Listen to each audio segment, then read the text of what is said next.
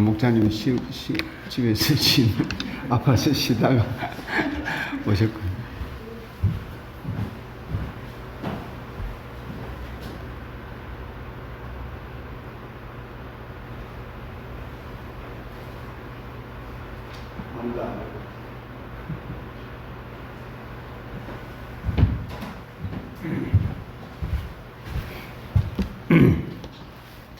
성경 말씀은 시편 19편 7절에서 14절입니다.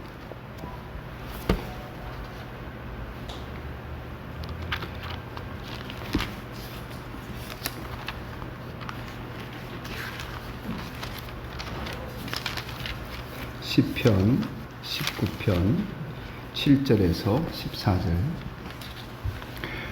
주님의 교훈은 완전하여서 사람에게 생기를 북돋워주고 주님의 증거는 참되어서 어리석은 자를 깨우쳐준다.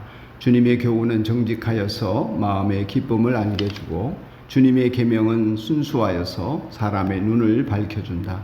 주님의 말씀은 티없이 맑아서 영원토록 견고히 서 있으며 주님의 법규는 참되어서 한결같이 바르다.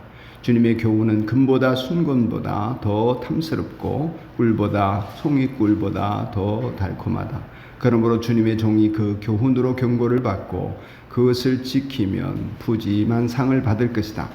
그러나 어느 누가 자기 잘못을 낱낱이 알겠습니까? 미처 깨닫지 못한 죄까지도 깨끗하게 씻어 주십시오. 주님의 종이 죄인 줄 알면서도 고의로 죄를 짓지 않도록 막아주셔서 죄의 소나귀에 다시는 잡히지 않게 지켜주십시오.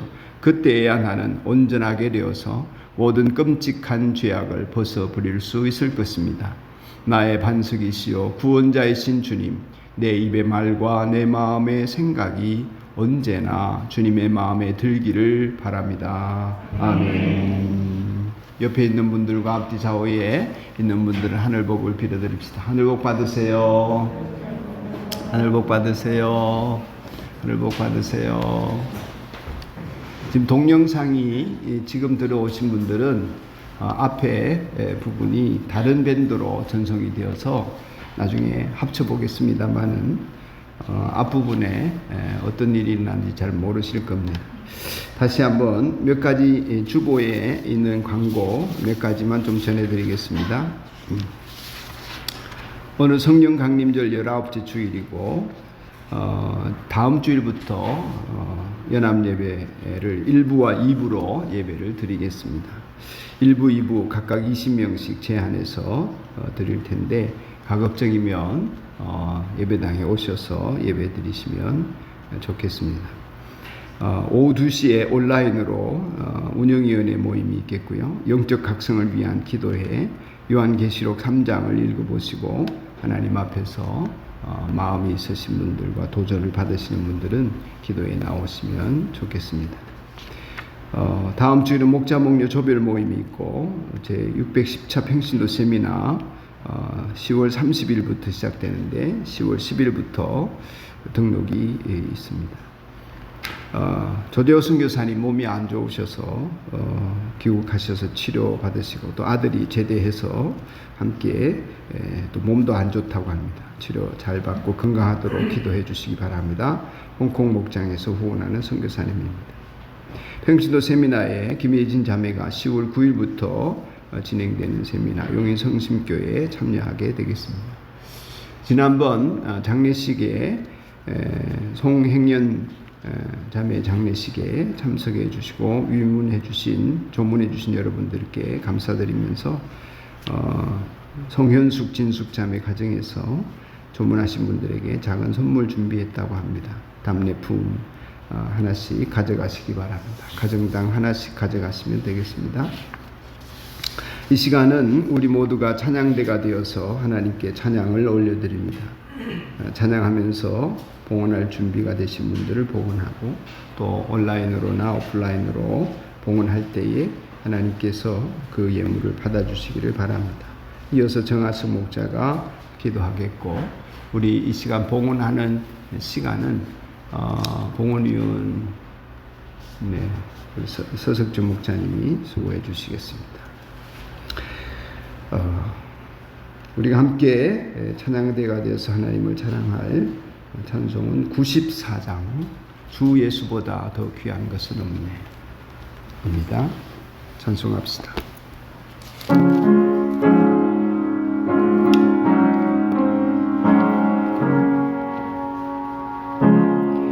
주 예수보다 더 귀한 것은 없네. 이 세상과 바꿀 수 없네. 영죽을 내 대신 돌아가신 그 놀라운 사랑 잊지 못해. 세상 즐거움 다 버리고 세상 자랑 다 버렸네. 주 예수보다 더 귀한 것은 없네. 예수밖에는 없네. 주 예수보다 더 귀한 것은 없네. 이 세상 명예와 바꿀 수 없네. 이전에 즐기던 세상 일도 주 사랑하는 마음 뺏지 못해. 세상 즐거움 다 버리고 세상 자랑 다 버렸네. 주 예수보다 더 귀한 것은 없네.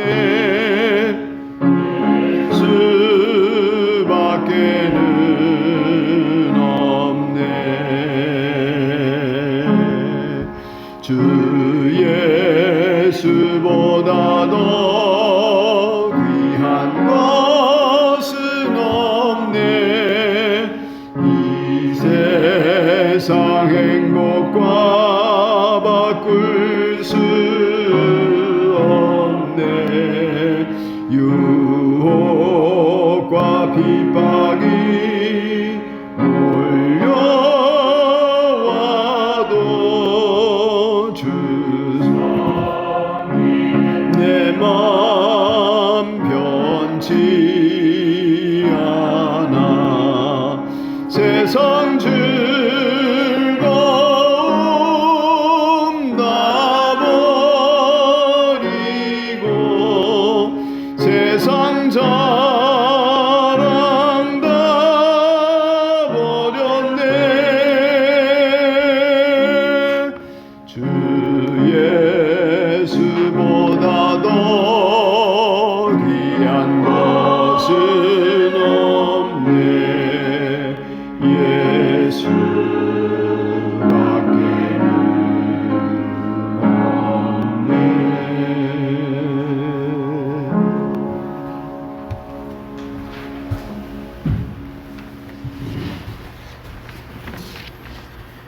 천지 만물을 창조하시고 주관하시는 하나님, 10월의 첫 주 추석 연휴의 끝에 하나님 아버지를 예배하게 하시니 감사합니다. 지난 한 주간도 저희들을 눈동자처럼 지켜주셔서 오늘 이렇게 예배를 드릴 수 있음을 고백하며 하나님 아버지께서 베풀어 주신 사랑과 은혜에 감사를 드립니다. 이 순간 주님의 말씀이 선포되기 전이오니 저희들 안에 주님의 말씀을 받기에 합당하지 않은 생각이나 죄가 있다면 깨닫게 하시고 또한 주님 앞에 고백하게 하옵소서. 고백되어지는 모든 것들을 성령의 불로 태워주셔서 말씀을 받기에 합당한 마음을 주실 줄로 믿습니다. 주님, 이 세상은 하나님을 알기를 거부하고 받아들이지 않으므로 자신들이 죄인임을 알 수도 없고 회개할 수도 없습니다. 저희들도 그들 중에 하나였고 함께 멸망당할 자들이었지만 주님의 은혜로 하나님의 자녀가 되었습니다.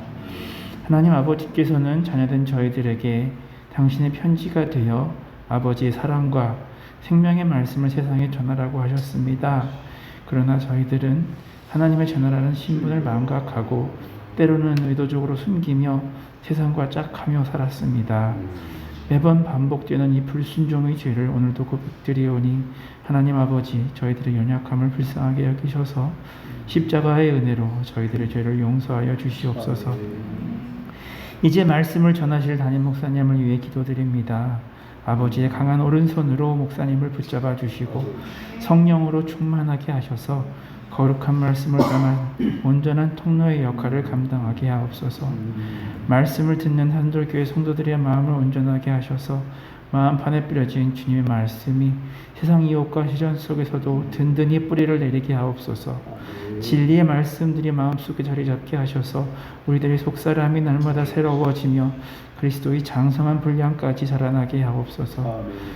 영혼을 향한 사랑과 복음에 대한 열정을 회복시켜 주시고 그 담대하게 세상을 향해 나아갈 수 있는 마음을 허락하여 주시옵소서.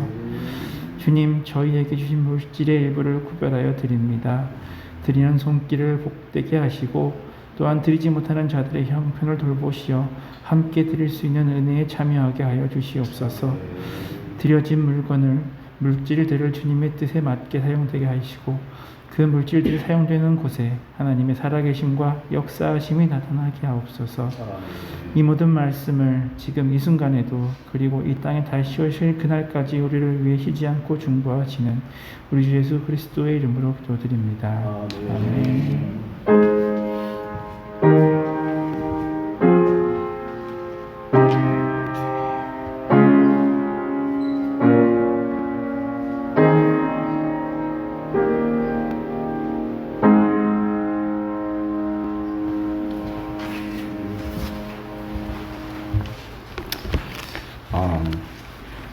교회를 못 나오시는 분들이 많고 예배를 가정에서 드리거나 아예 못 드리는 분들이 점점 늘어나는 이 시국에 하나님 나라와 교회를 위해서 기도하고 충성되이 살아가시는 분들의 한결같은 고민은 어떻게 하면 믿음을 자기가 서갈 뿐만 아니라 다른 사람들을 믿음 가운데 설 수 있도록 도울 수 있을까 하는 것일 것입니다. 혹은 또 다른 면에서는 어떻게 하면 이 위기 속에서 모두가 신앙을 잃지 않고 살아갈 수 있을까 하는 것일 것입니다. 목사 역시 이러한 시대에 성도들이 믿음을 잃어버릴까 염려가 되고 기도하게 되고 또 안 믿는 사람들을 전도하는 일에 있어서 어떻게 하면 길이 열려질 수 있을까 고민을 많이 하게 됩니다. 이러한 시대에도 하나님께서는 우리들의 심령에 불을 붙이셔서 죽어가는 영혼을 살리고 병든 심령들을 치료하고 잠자는 자들을 깨울 하나님의 백성들을 찾고 계실 것인데 나는 거기에 합당한가 그런 생각을 하게 됩니다. 하나님께서는 누군가를 통해서 이 시대에도 영육을 구원할 일들을 펼쳐 가시는데 그렇게 하나님의 은총과 구원을 베푸신다면 누구를 통해서 하실까? 나를 통해서도 하실까? 그런 생각도 합니다. 점점 하나님의 말씀을 알고 깨닫고 그 말씀 속에 즐거워하고 기뻐하는 사람들은 줄어들고 하나님의 말씀이 어렵다, 모르겠다 하는 사람들은 점점 늘어나고 있습니다. 어렵다고 합니다. 말씀을 읽기 힘들다고 합니다. 실제로 하나님 말씀은 어려워졌나? 하나님 말씀이 이전보다 더 힘들어졌나? 그게 아니고 우리가 더 무식해졌나? 그것도 아니고 우리의 관심의 대상이 자꾸 하나님 말씀에서 멀어지고 다른 더 좋은 것들이 많이 생겨 있는 것 같습니다. 이미 우리 안에 하나님의 말씀에 대한 관심보다 내 인생의 미래나 혹은 다른 어떤 것에 흥미를 가지고 있고 좋은 것들이 많아졌기 때문에 하나님의 말씀에 대한 흥미는 점점 잃고 있는 것이 아닌가 생각이 듭니다. 우리가 고침받고 남을 구원하는 데까지 이르는 성도가 되고 그리스도인이 된다면 얼마나 좋을까. 그 비결이 뭘까 생각을 해볼 때 참 간단하더라고요. 그것은 우리가 예수님에게 붙어있는 가지가 되는 것입니다. 뭔가를 더 잘하고 뭔가를 더 힘써서 노력하고 어떤 성공을 하고 얻고자 애를 쓰는 세상적인 노력을 더 많이 해서 빛나는 사람들이 되어지는 것이 아니라 우리 자신들을 주님 농부 대신 예수님의 비유에서처럼 농부 대신 하나님께서 열매를 맺는 가지가 더 잘 맺도록 우리를 깨끗하게 하신다고 했었습니다. 우리의 노력은 얼마나 더 내 인생에 좋은 열매를 거둘 수 있을까가 아니라 어떻게 하면 더 잘 가지 대신 예수님에게 붙어 있을까 하는 마음을 갖고 고민을 하는 것이라고 여겼습니다. 그것은 곧 우리가 믿음 생활에 하나님의 말씀의 기초를 잘 놓고 그 기초 위에 예수님의 가지 되신 예수님에게 붙어있는 삶을 살 때에 열매는 뒤따르는 능력으로 나타날 것이기 때문에 주님의 말씀대로 성취될 것이기 때문에 그런 생각을 하게 되었습니다.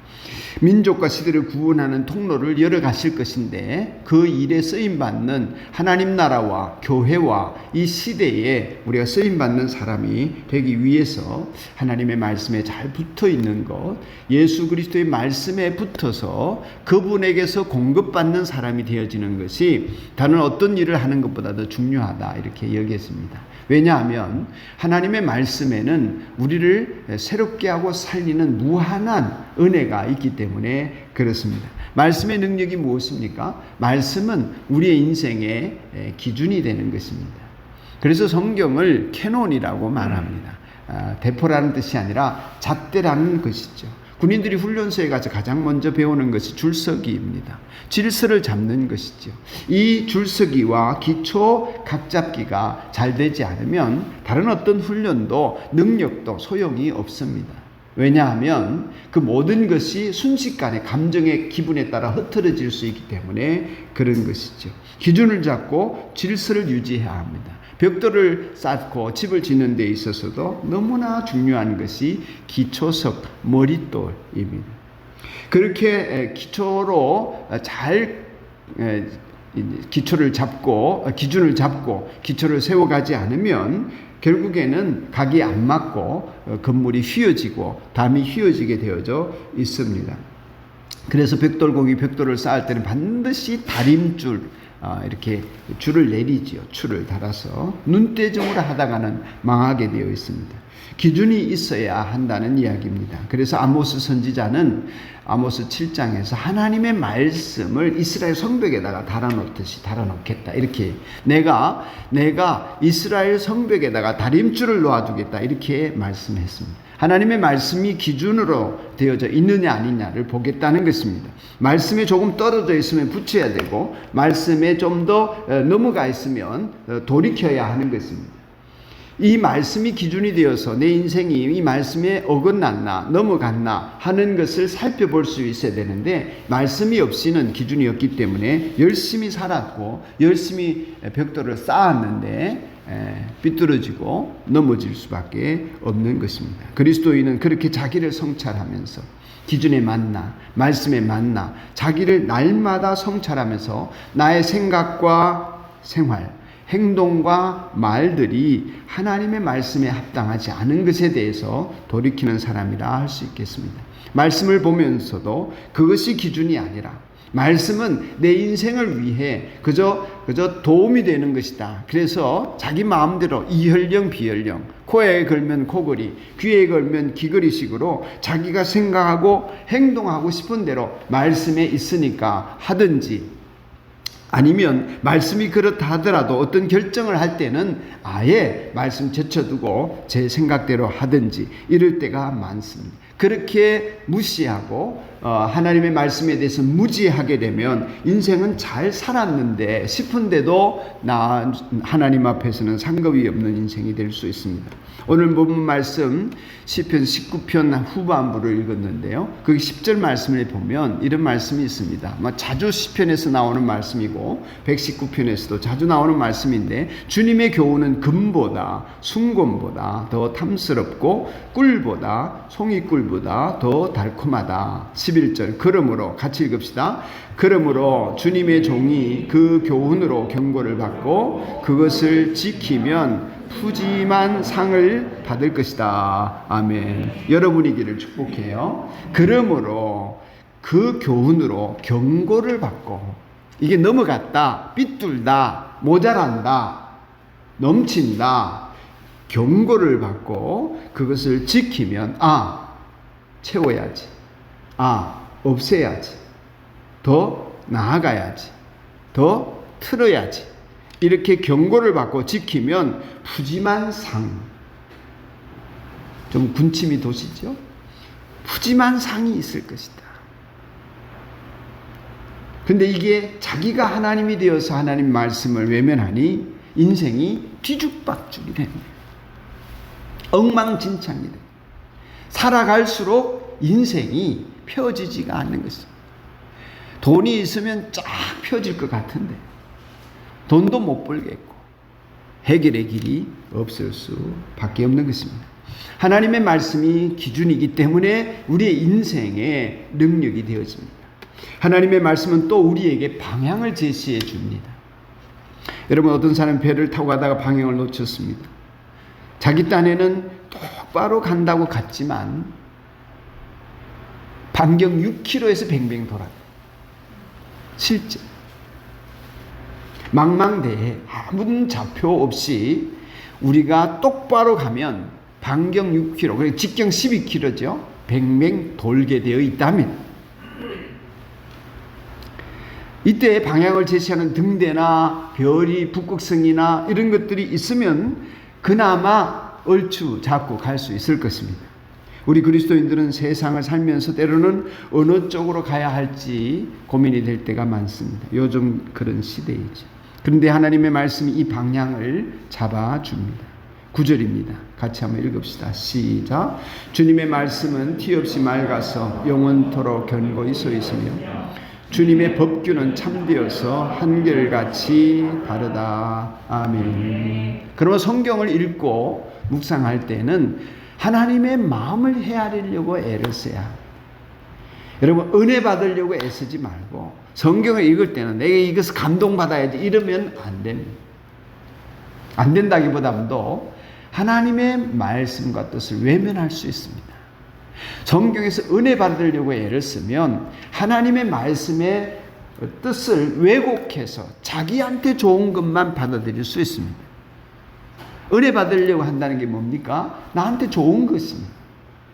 내게 좋은 것만 받아들이려고 하니까 하나님의 말씀, 저자의 의도는 무시될 수가 있는 것입니다.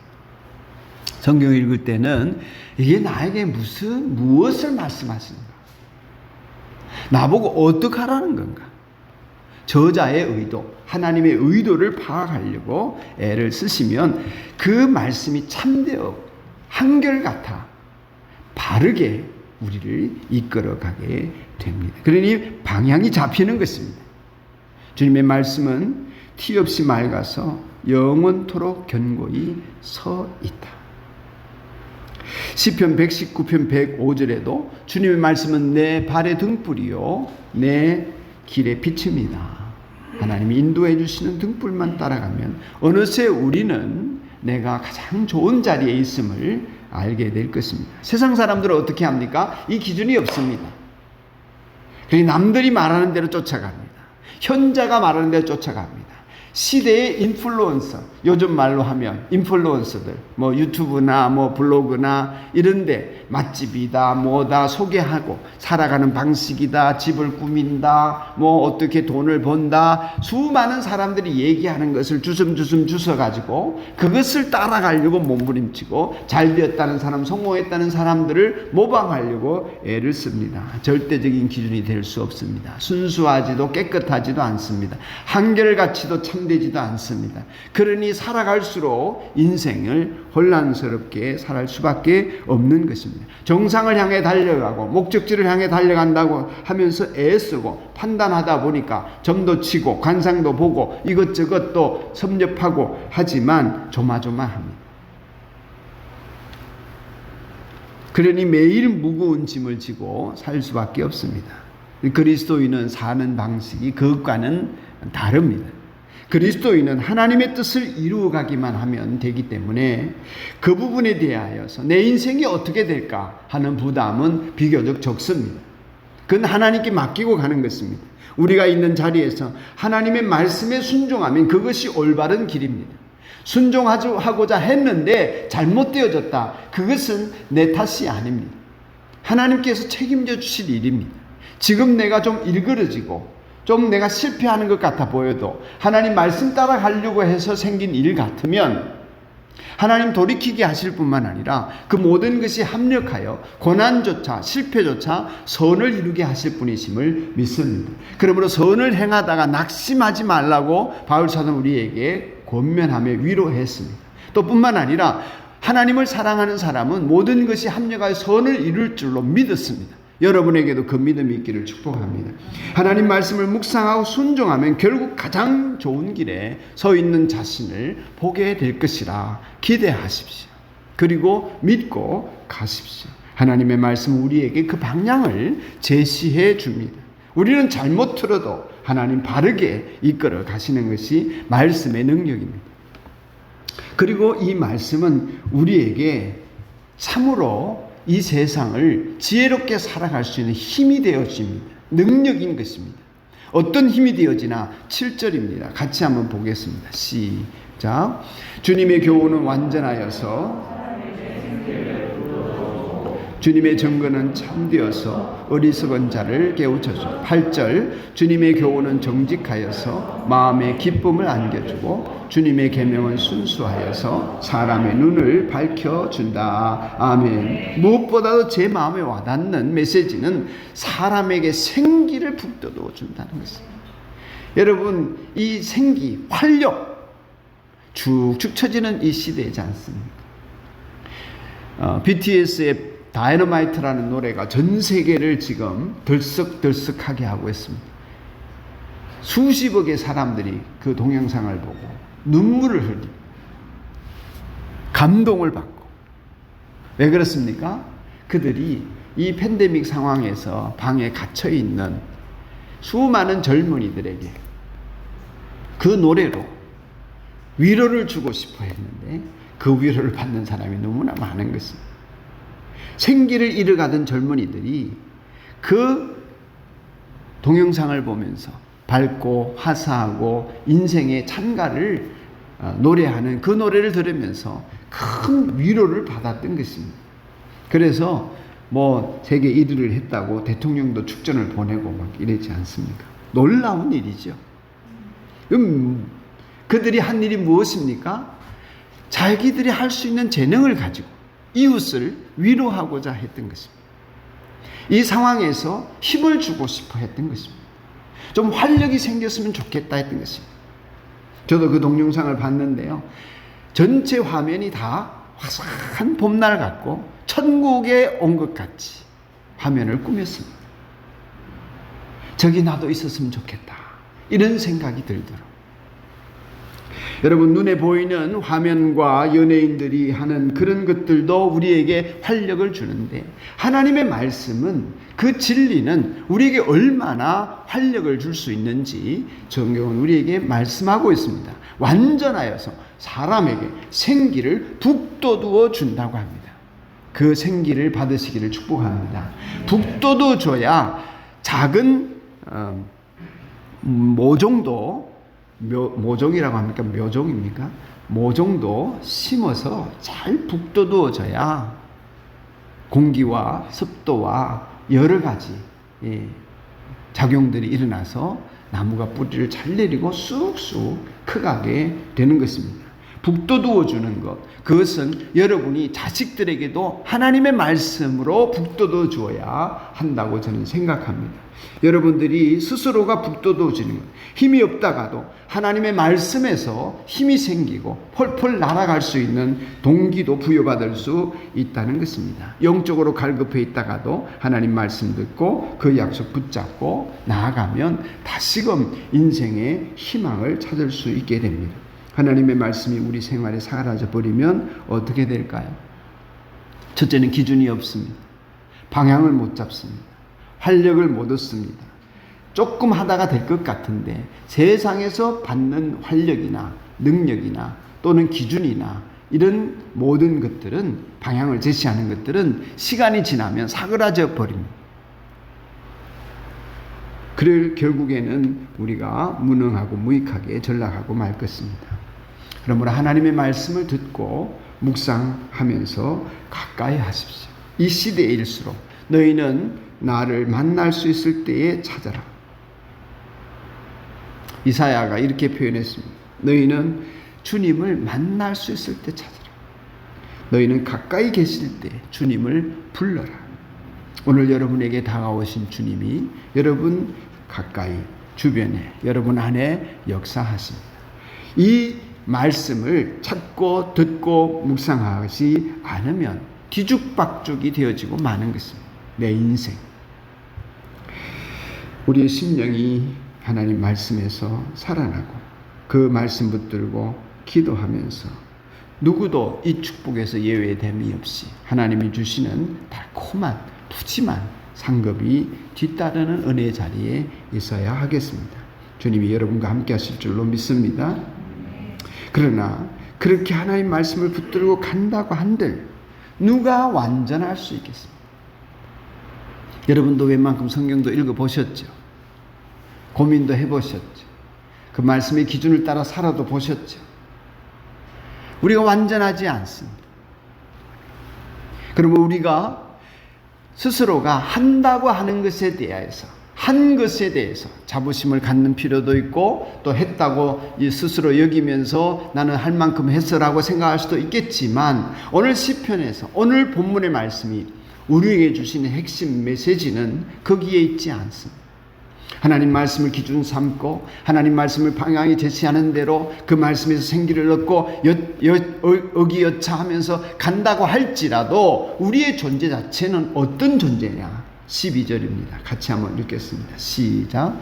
그러나 어느 누가 자기 잘못을 낱낱이 알겠습니까? 미처 깨닫지 못한 죄까지도 깨끗하게 씻어 주십시오. 아멘. 깨닫지 못하는 것이 너무나 많고 알 수 없는 것이 너무나 많은 것이 우리입니다. 죄인 줄 알면서도 고의로 죄를 짓는 수도 있고요. 수시로 하나님 말씀 분명히 오늘 아침 읽었는데, 어제 들었는데, 오늘 생각했는데도 돌아보면 깨닫지 못하고 행하고 말하고 결정하고 살아온 것들이 너무나 많은 것입니다.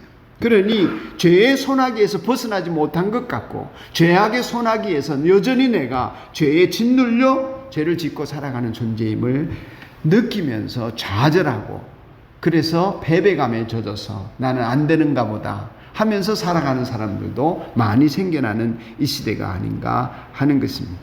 우리가 어떻게 해야 합니까? 13절 같이 한번 읽겠습니다. 시작. 주님의 종이 죄인 줄 알면서도 고의로 죄를 짓지 않도록 막아주셔서 죄의 소나기에 다시는 잡히지 않게 해주십시오. 그때야 나는 온전하게 되어서 모든 끔찍한 죄악을 벗어버릴 수 있을 것입니다. 아멘. 우리가 겸손히 이 시대에 겸허하게 겸비하게 자기를 낮춰서 주님과 동행해야 할 이유입니다. 우리는 한다고 해도 끔찍한 죄악을 벗어버릴 수가 없습니다. 애쓴다고 해도 우리의 생각으로, 말로, 마음으로 수많은 죄악을 저지르면서 삽니다. 목사의 직분을 가진 저도 마찬가지입니다. 아무 행동을 하지 않고 가만히 있으면서도 지옥 백성처럼 타락할 수 있습니다. 생각으로, 말로, 마음으로, 인격으로 남 탓하고 욕하고 비난하고 정죄하면서 아무 일 하지 않고 TV 앞에 앉아서, 책상 앞에 앉아서 밥 먹으면서 지옥 백성처럼 타락할 수 있습니다. 그것을 낱낱이 누가 깨달으며 알겠습니까? 내 잘못을 어느 누가 낱낱이 알겠습니까? 당연하다고 생각하지.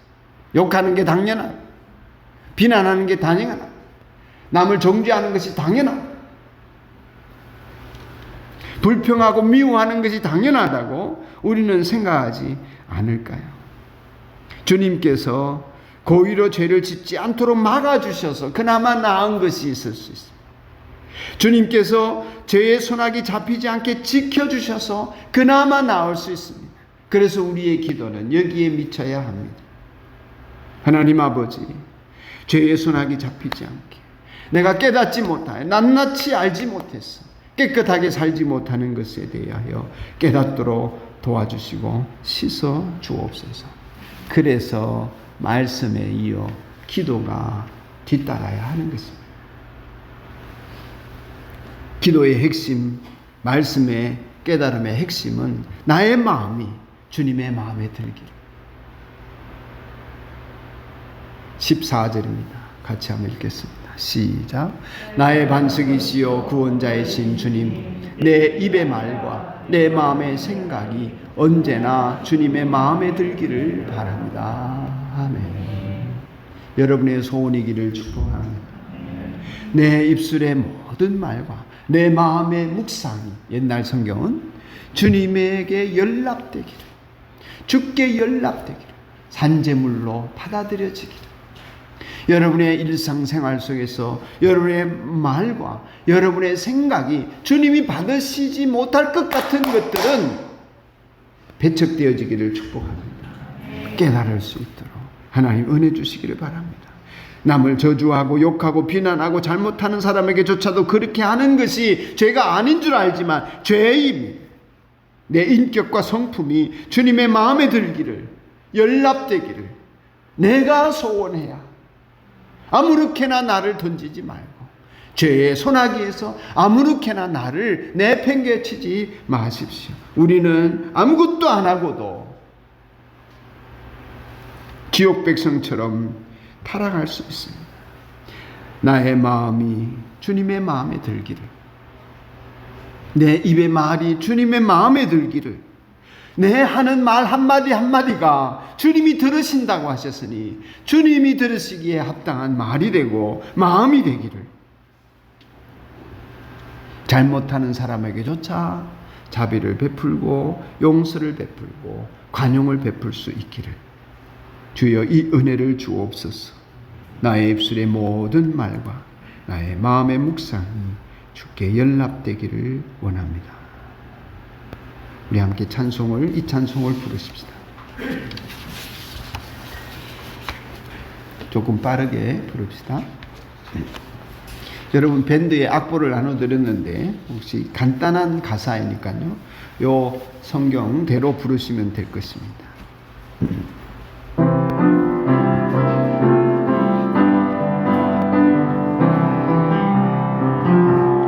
나의 입술의 모든 말과 나의 마음의 묵상이 주께 연락되기를 원하네. 생명이 되신 주, 생명이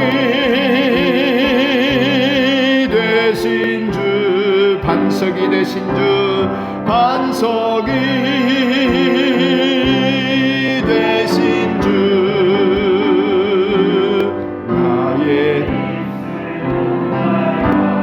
나의 마음의 묵상이 주께 연락되기를 원하. 한 번 더 부르겠습니다. 나의 입술의 모든 말과 나의 마음의 묵상이 주께 연락되기를 원하. 원하네. 생명이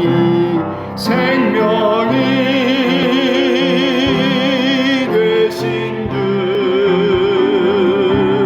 반석이 되신 주,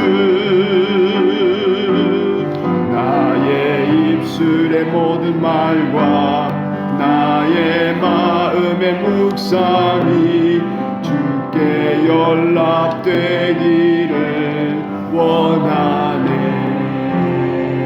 할렐루야. 찬송이 마음에 드십니까? 워낙 오래된 찬송이라서 모르는 우리 어린이들이나 학생들이 많을 것입니다. 조금 천천히 한 번 더 부르겠습니다. 천천히 부를 때 눈을 감고 이 시편 19편 14절 말씀을 가지고 만든 찬송 아닙니까? 그래서 이 말씀이 내게 이루어지고 오늘 말씀을 들으면서 여러분들에게 하나님 주시는 메시지가 뭔지, 또 여러분이 결정해야 될 일들이 뭔지, 예배 끝나고 가족들끼리 모이면 나눠보시고, 또 스스로 생각해서 재헌신하겠다 기도 제목을 내실 분들은 저에게 문자를 보내주시고, 우리 목녀님 몇 분하고 자매님들이 이렇게 한두 분씩 이번 지난주에 세 분이 이렇게 재헌신 내용을 보내주셨는데, 우리 남자 목자님들이나 남자 형제들은 결심이 쓰는 게 없는지 안 보내시더라고요. 기도하면서 이 예배의 끝은 결단과 헌신입니다. 그 예배 열매예요. 1시간 예배 드렸다 이거는 의미 없습니다. 그래서 하나님께 내가 어떤 마음을 드렸고, 그래서 하나님 나에게 어떻게 말씀하시고, 이 결단과 헌신이 예배의 꽃입니다. 설교를 듣는 것도 의미가 없습니다. 왜냐하면 돌아가면 다 잊어버리시기 때문에. 그래서 무엇이 여러분에게 하나님과의 관계에서 여러분이 얻고 가는 것입니까? 무엇을 챙겨가야 하시겠습니까?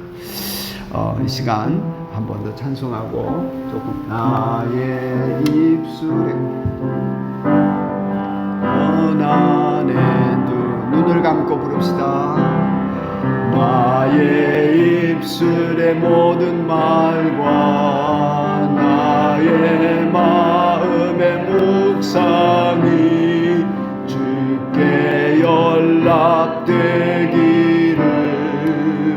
한 번 더요. 나의 입술의 모든 말과 나의 입술의 모든 말과 나의 마음의 묵상이 주께 연락되기를 원하네. 반석이 되신 주, 주님은 나의 반석이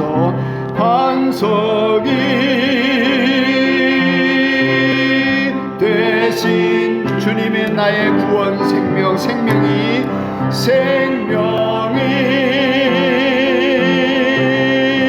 되신 주, 나의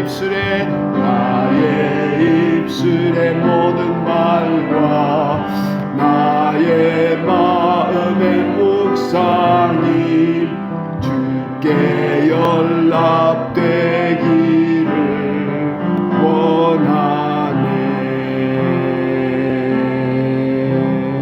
우리 피아노 소리 멈추고요. 집에서나 이 자리에서나 한 1분 정도만 여러분의 입술의 말과 마음의 묵상이 주님께 연락되기를, 주님의 말씀의 교훈을 기준 삼고 방향 삼고 능력 삼아 갈 수 있는 겸손히 주님과 동행하기를 원하는, 그럼에도 불구하고 낱낱이 깨닫지 못하는 나의 힘을 주님 앞에 올려드리고 도움을 구하며 자비를 구하며 기도하는 시간 갖겠습니다. 잠시 침묵하며 기도합시다. 1분간 기도하겠습니다.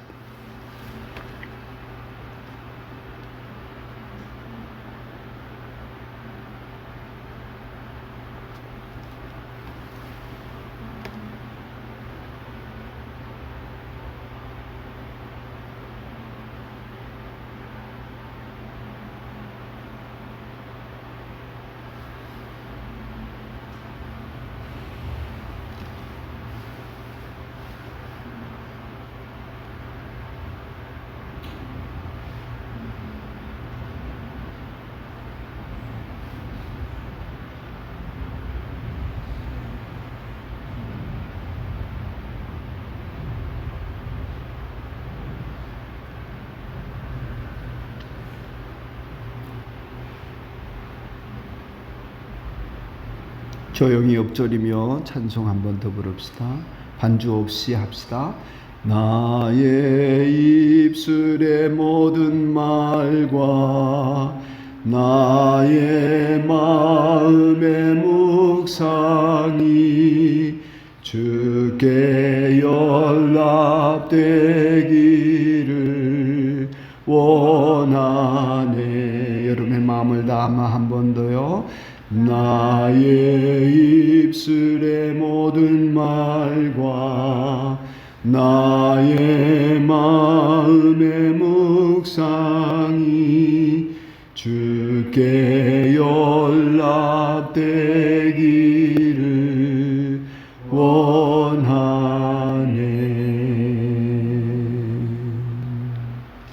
이제는 우리 주 예수 그리스도의 은혜와 하나님 아버지의 크고 넓으신 사랑과 성령님의 감화와 감동하심이 주일 예배를 기억하고 가정에서나 예배당에서나 하나님을 예배하며 주님, 우리의 입술의 말과 마음의 묵상이 주님의 마음에 들기를 소원하며 일상생활 속에 주님의 말씀이 기준이 되고 방향이 되고 능력이 되어 살아가기를 원하는 아버지의 자녀들의 삶과 저들의 가정과 미래 위에 지금으로부터 영원까지 함께 있을지어다. 아멘.